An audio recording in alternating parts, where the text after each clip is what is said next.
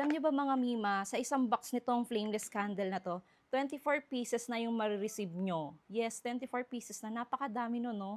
Kaya naman, ginrab ko na talaga yung opportunity para makakuha ako nitong flameless candle na to. Kasi very useful din siya. Tapos, safe for kids and pets pa to kasi battery operated siya mga Mima. Meron na siyang kasamang free na battery kapag umorder kayo. 2 button battery.